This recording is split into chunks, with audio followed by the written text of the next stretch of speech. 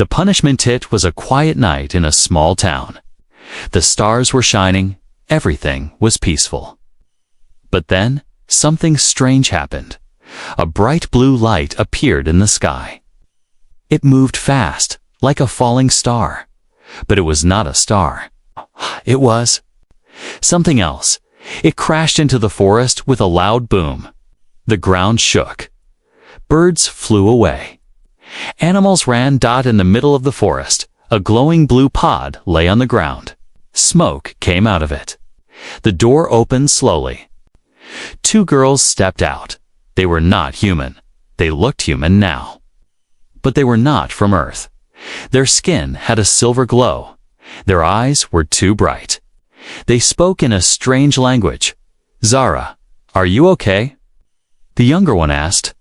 "I'm fine, Lyri," the older one replied. "We made it. We're on Earth." Zara and Lyri were sisters.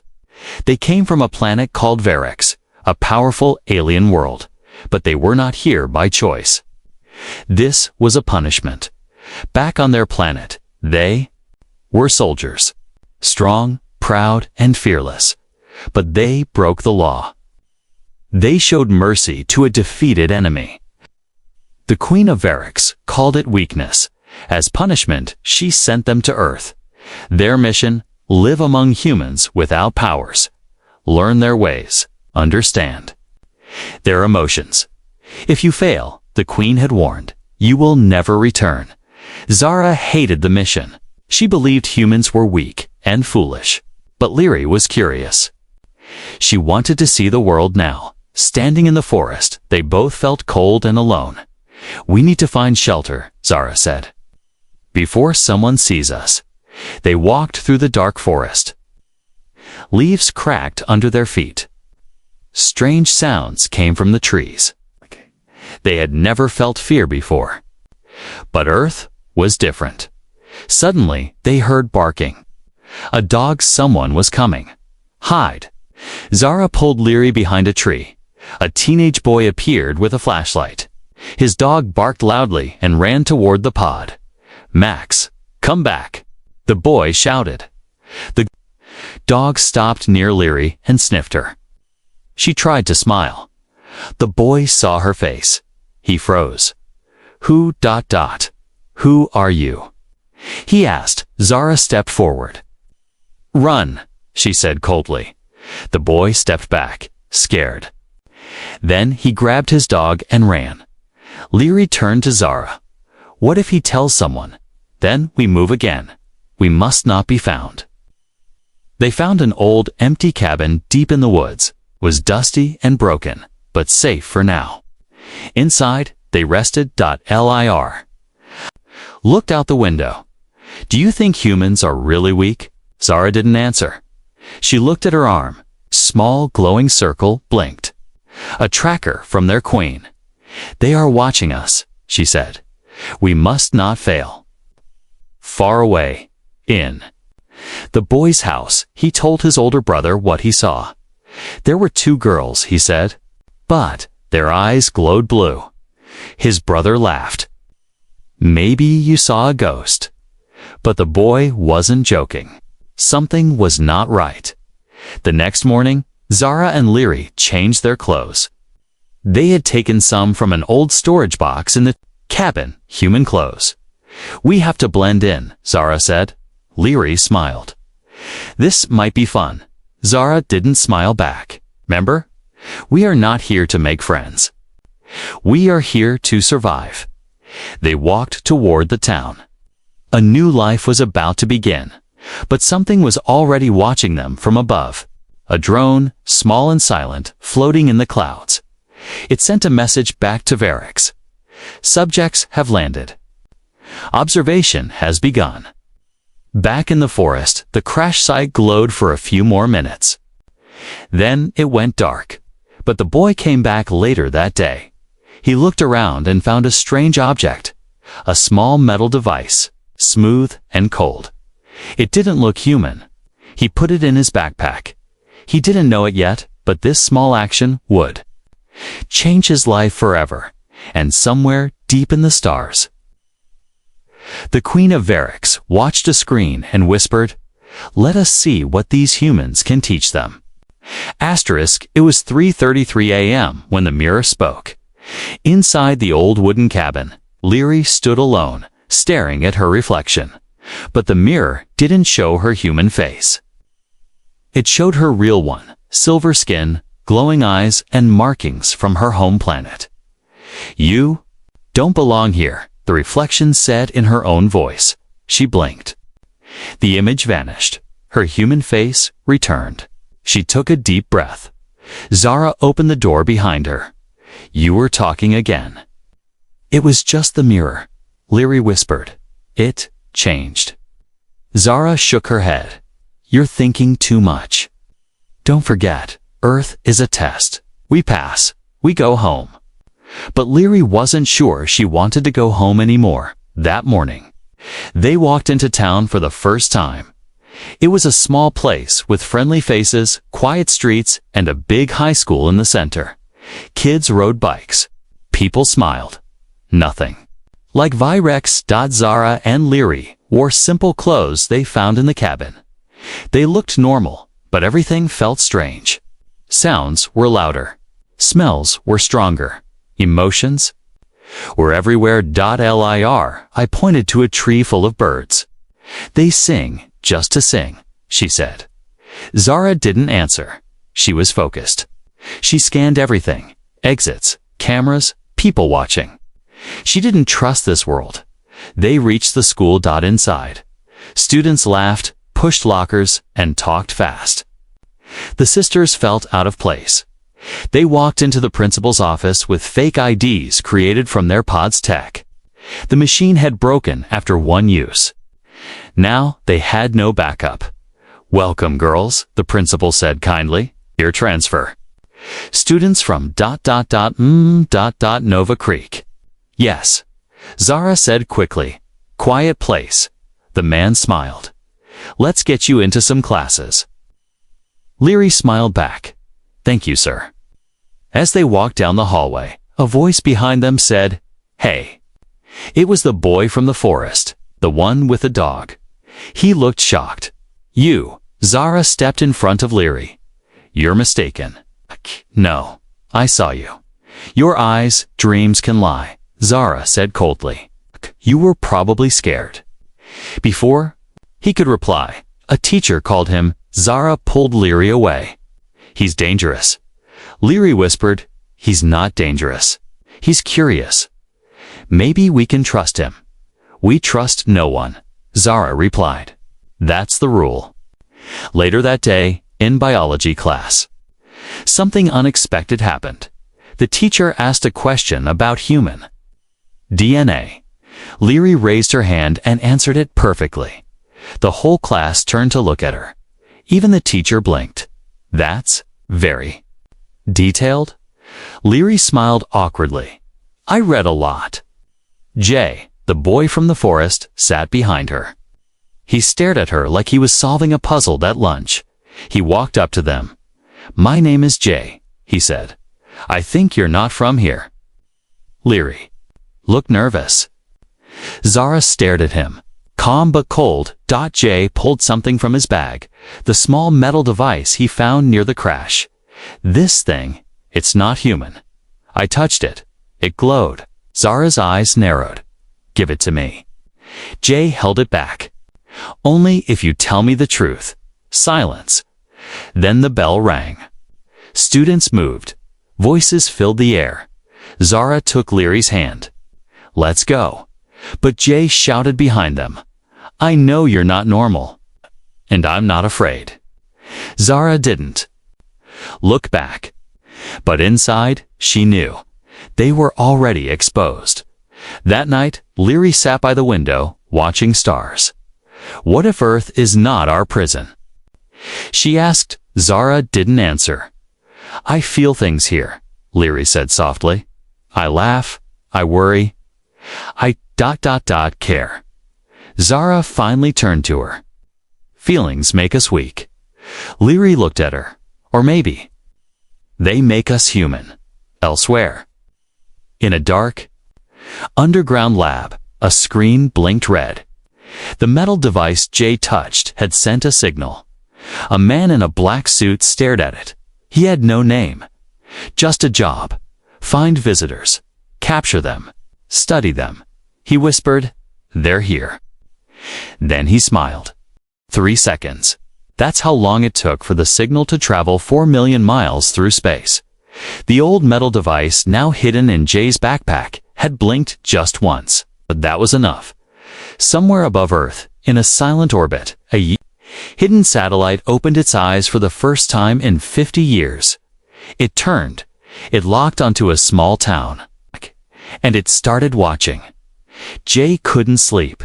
He kept staring at the strange, icky object in his hand, the metal device he had found in the forest. It looked like a rock, but smoother. It was cold. Then suddenly warm. He had tried every app, every scanner, even magnets. Nothing worked.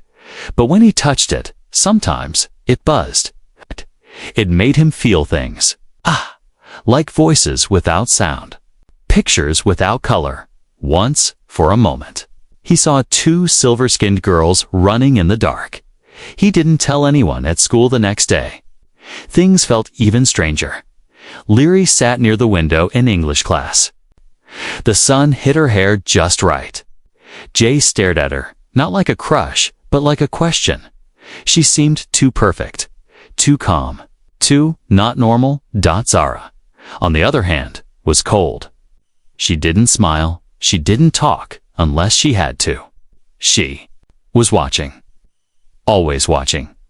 When the fire alarm suddenly rang, nobody moved faster than Zara. She pulled Leary by the arm and whispered, "It's a test, not a real fire." Jay heard her. He followed. Outside, while the students laughed and joked, Zara and Leary stood apart. Jay walked up to them. "This isn't a test," he said. "But you think everything is." Zara replied without looking at him, "Because it is." Jay pulled out the device. It reacted again. Last night, Zara froze. She looked at Leary. "That device should not be here," she said. "Lir, I touched." Jay's hand gently. The device buzzed again, glowing faint blue. Jay gasped. "It knows you. It's not a toy," Zara said. "It's a tracker, and it just told someone where we are." Jay looked up at the sky. Who? Elsewhere, inside a black van, parked outside the school. A man watched the students through dark, tinted glass. His name wasn't important, but his file said Observer 9. He zoomed in on Leary's face on his screen. Her eyes glitched, just once, flickering silver for a single frame. He smiled. "They're here," he said into his radio back at the cabin. Later that evening, Zara was angry. "You gave him too much," she said to Leary. "He's already involved." "The device chose him," Zara paced. "He's a risk. He could destroy everything." "He's kind," Leary said quietly. "He listens." Zara stopped. "And what will happen when he stops listening? When they come for us, will he protect you?" Leary didn't answer. The mirror behind her flickered again, showing their true alien forms for just a second. Zara turned away. "We should leave town tonight." Melly said, "No." Zara blinked. "No, we stay." "I'm tired of hiding." Zara's voice grew colder. "You're letting your feelings control you." Leary whispered, "Maybe that's what makes us different. Maybe that's what this mission is really about." Zara looked at her, eyes hard. "Feelings get people killed." A long silence. Outside, an owl hooted. Then the sound of a drone. Quiet, but nearby. Zara ran to the window. A small flying machine hovered near the trees. It blinked red and flew away. "They found us," Zara said. Leary's voice was calm. "Then let them come." Meanwhile, Jay sat at his desk, drawing in his notebook. He didn't draw people. He drew stars, maps, and strange machines, Things he had never seen before, but somehow remembered. The device buzzed again on his desk.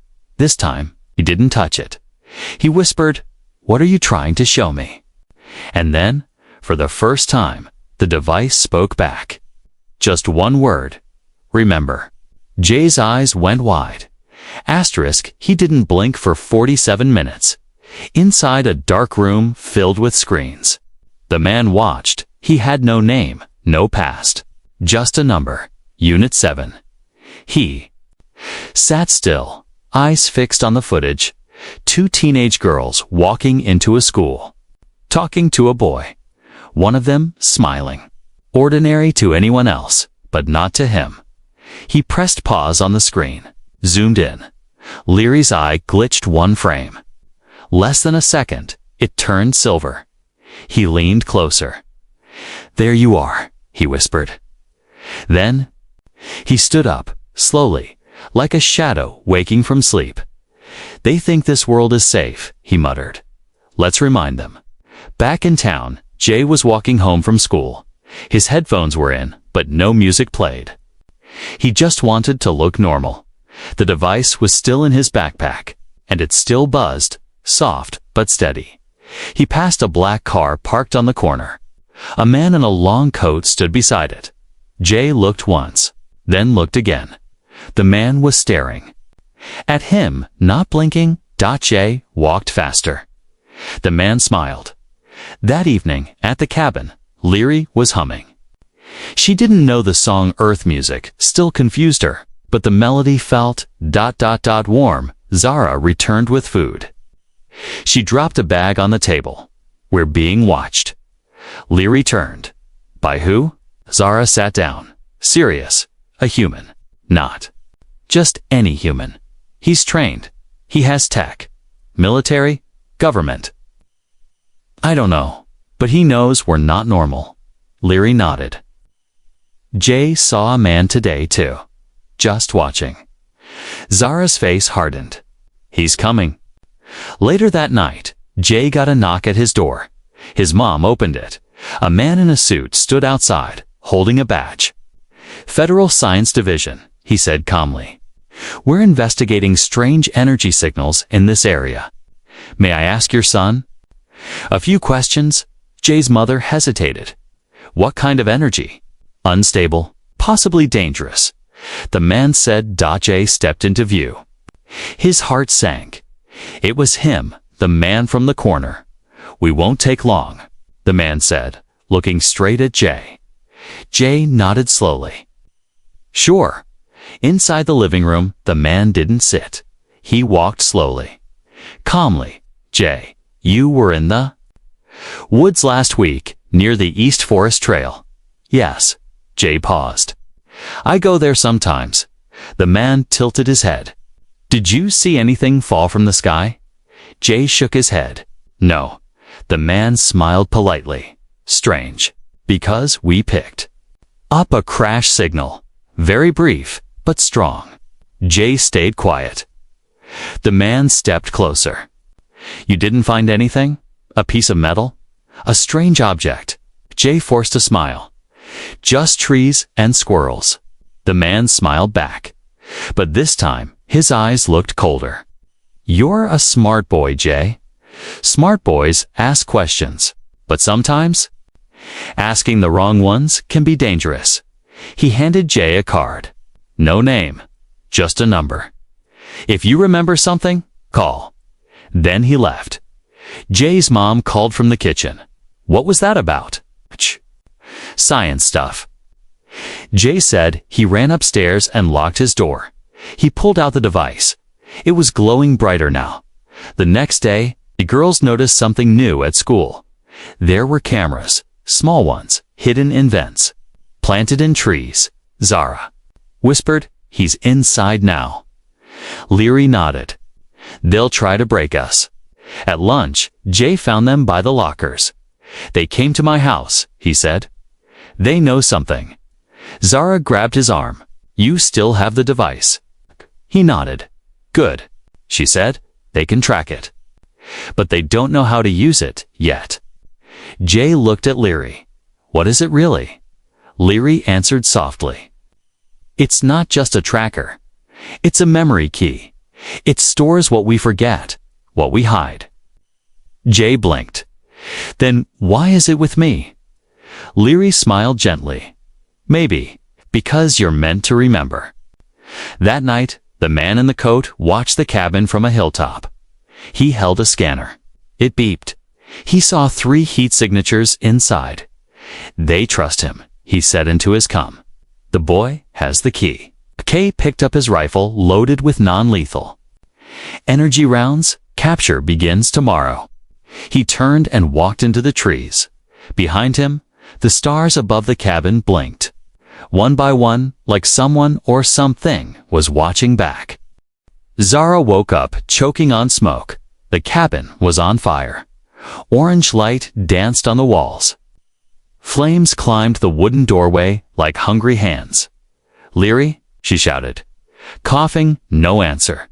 Zara kicked open the back door and ran outside, heart pounding. She scanned the trees, shadows, heat, silence. Then she saw her Leary, unconscious, lying in the grass, just a few meters from the fire.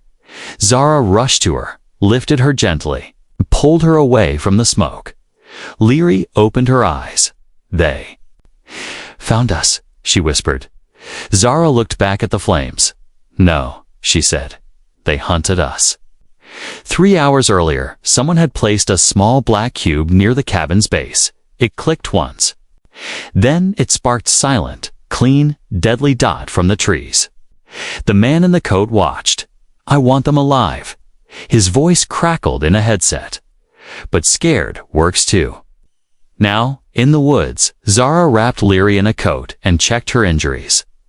Just bruises, no burns. They were lucky. But the cabin, their only safe place, was gone. Zara looked up at the stars. We run. Tonight, Leary sat up slowly. I don't want to run. We have no choice, Zara said. We'll come harder. Next time. But Leary shook her head. No, I'm done running. This world is broken. Yes, but it's real. I feel alive here. Zara frowned. That's not the mission. Leary's voice grew stronger. Maybe the mission is wrong. Elsewhere in town. Jay stared at his phone. A message had appeared without sound, without sender. She is not safe anymore. Attached was a photo. Leary, unconscious in the grass. Jay jumped up, grabbed the metal device, and ran. He didn't know where to go, only that he had to find them. Zara and Leary reached an old bridge outside the town. They were cold, tired, but alive. Zara sat on the edge, looking at her reflection in the water. When we first arrived, she said, I wanted to burn this world down. Leary sat beside her. And now? Zara sighed. Now? I want to understand it. Leary leaned her head on Zara's shoulder. Then stay. Zara looked at her. You still trust Jay? Yes. Zara nodded slowly. Then let's find him. But? Jay found them first. He ran down the hill, nearly falling. Leary, she turned and ran to him. They hugged. For the first time, without fear, Zara watched, her guard still up. We need to leave, she said. They tried to kill us. Jay pulled out the device. Then we don't run. We show them who you are. Zara stared at him. You want us? To reveal everything. People need to see the truth, Jay said. Before someone dies, Leary looked at Zara. Maybe this is the choice we were meant to make. A long silence. Then the ground shook. A black van appeared on the road. Its lights were off, but its doors opened fast. The man stepped out. Zara stepped in front of Leary and Jay. The man raised his hands. Don't run. We just want to talk. Jay shouted, You set the fire. The man smiled. That was just a warning. Zara's eyes glowed faint blue. The man pulled out a small silver gun. Enough games, come with me. Or the boy dies. He pointed the gun at Jay. Leary stepped forward. Her hands glowed softly. Zara whispered, "Don't. That breaks the law." Leary didn't stop. She raised her hand, and the gun in the man's hand froze mid-air. He couldn't move. His arm locked in place. She took a deep breath. "I'm done hiding." She closed her hand, and the gun shattered like glass. The man fell to the ground, shaking. Jay looked at Leary in awe. You saved me." Zara's voice was quiet. "You broke the rule. You used your power." Leary looked up. "Then I accept the punishment." Far above the earth, in deep space, a giant screen flickered to life. On it, the Queen of Varix stared down. She had seen everything. "They've chosen the humans," she said. Her voice was neither angry nor surprised. She turned to her guards. "Prepare the return gate." Back on Earth, the sky cracked open. A glowing portal appeared above the bridge. Silent, swirling, calling dot. Zara, Leary, and Jay looked up. Jay whispered, "Is that home?" Zara looked at Leary. "No, that's a decision." Leary remembered rain, not from Virex. Her home planet never had weather. Just dry winds and glass skies. But here on Earth, trained. She remembered standing in it the first time, arms wide, face up, laughing. Jay had stood beside her, holding an umbrella, but never using it. He just smiled at how amazed she was by something so simple. "This world isn't perfect," he had said, "but sometimes it surprises you." Now, standing under a portal that glowed like a second moon, Leary felt the cold again. But this time, it wasn't rain. It was a choice falling from the sky. Zara stood still, staring into the swirling gate above them. She could feel the pull. Home was calling, warm, powerful, familiar. Behind her stood Leary and Jay. The man in black was gone. Disarmed, disgraced, his van had vanished into the night, but the real test had just begun. Leary stepped forward, her voice quiet. "If we go back, we lose everything here." Zara didn't answer. Jay whispered, "Can't you just stay?" Leary looked at Zara. "She can, but she won't. Not unless you speak." Zara turned to Jay. Her eyes no longer glowed. They were just tired. "Do you know what Virex does to failures?" she asked him. Jay nodded slowly. "No, but I know what Earth does to people who feel nothing." Far above, inside the Vorex command ship, the Queen watched. Her face was unreadable. Thousands of alien minds connected to her. Generals, scientists, soldiers, all silent. One general asked, "Shall we force them back?" The Queen raised her hand. "No, let them choose." That was always the point. On Earth, the portal began to pulse, once every 10 seconds. A timer, a warning. "You have 2 minutes." A calm voice echoed from the sky. Zara closed her eyes. She remembered her first lesson as a soldier. Never feel, never love. Emotion is failure. But now, Leary had shown her something else. Jay stepped closer. "You saved me. Both of you. I don't care where you're from." He looked at Leary. "I just care you're here." Leary smiled, but her eyes shimmered with tears. "We were sent to learn about humans," she said. "But we didn't just learn." Zara finished the sentence for her. "We became human." The portal's light grew brighter. The wind whipped around them. Lir. I looked at Zara. "If we stay, we lose everything we had." Zara looked at Jay. "But we gain something they never gave us." Jay held out his hand. Leary took it. Then both turned to Zara, waiting in space. The Queen stood as the countdown reached its final seconds. "Make your choice," she whispered. On Earth, Zara looked.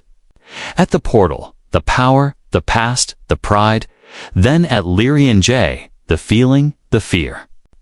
The freedom. She stepped forward, 1 foot closer to the gate. Jay's face dropped.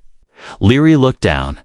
Then Zara reached into her pocket and pulled out her Virex insignia, a glowing symbol of rank and duty. Without a word, she dropped it to the ground. The symbol flickered and turned to dust. Zara turned away from the portal. "I'm done following silence," she said. She walked toward them. The portal let out one final hum, then closed. Gone. In the silence that followed, birds chirped. The wind slowed. The world felt small again. Leary hugged her sister. Jay smiled. "So, what now?" Zara shrugged. "Now we live like humans." Jay laughed. "Well, step 1, high school finals." Zara groaned. "Maybe we should have gone back." High above, the Queen of Varex turned off the screen. A young commander beside her spoke. "They rejected us." The Queen smiled. "No," she said. They passed. The last star fell just before sunrise. Jay saw it from the roof of his house, a small, quiet flicker across the sky. Not a ship, not a signal, just a simple piece of light, burning up in silence. He didn't make a wish. He didn't have to. They had already stayed. A week had passed since the portal closed. Zara and Leary were still learning how to be human. Not the science, not the language, but the strange, soft things. Like smiling when you didn't know why. Like feeling cold and liking it. Like missing someone, even when they were just down the hall. They had moved in with a kind older woman, Mrs. Nolan, who thought they were exchange students. She gave them chores, fed them pancakes, and never asked too many questions. Earth people talk too much. Zara grumbled one morning while scrubbing dishes. That's what makes them real. Leary said with a smile. At school, things were different too. People. Notice Leary now. Not just her beauty, but the way she paid attention when others didn't. She listened. She cared. That made her glow in ways even aliens couldn't fake. Jay and Leary spent more time together, walking after school, sharing small secrets, watching the stars that used to be her home.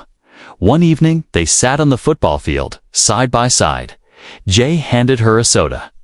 "You ever had root beer?" Leary took a sip. She blinked. "It's confusing, like bubbles and sugar and something weird." Jay laughed. "Exactly. That's what love feels like too." She looked at him, quiet, honest. Then she leaned her head on his shoulder. Meanwhile, Zara was changing too, though she'd never admit it. She no longer flinched when people waved. She even started answering questions in class, and sometimes, when no one was looking, she laughed. Once, she helped a boy fix his broken tablet in the library. He said, "Thanks." Zara replied, "Try not to break it next time, human."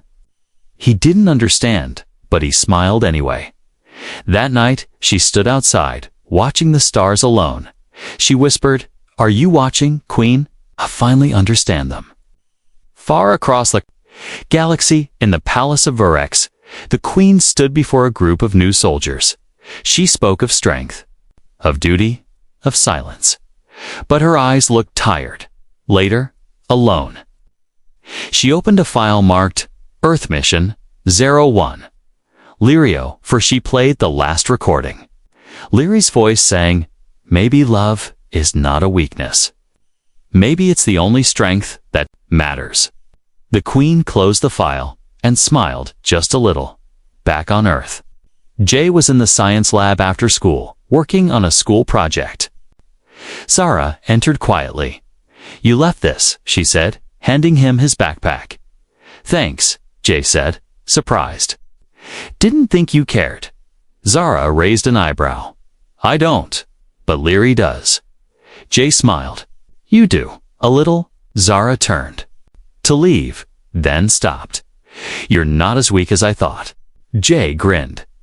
"You're not as scary as you act." Zara paused. "Take care of her." He nodded. "I will." Later that night, Leary stood in front of a mirror. This time, it didn't change. No alien reflection. Just her, a human girl. She smiled and whispered, "This is who I choose to be." She stepped outside where Zara waited. They looked up at the stars together. Zara asked, "Do you miss it?" Leary thought. "Sometimes, but I don't regret staying." Zara nodded. "Neither do I." They sat on the porch steps, watching the Sky.J joined them, handing them both hot chocolate. He looked up. "Do you think they'll come back for you?" Leary shook her head. "They already did. But we made our choice," Zara added. "Now, Earth is our home." Jay raised his cup. Two strange girls falling from the sky. They laughed, and for the first time, all three felt something stronger than fear. Deeper than duty, and bigger than the stars above them. Something simple, something human. Love.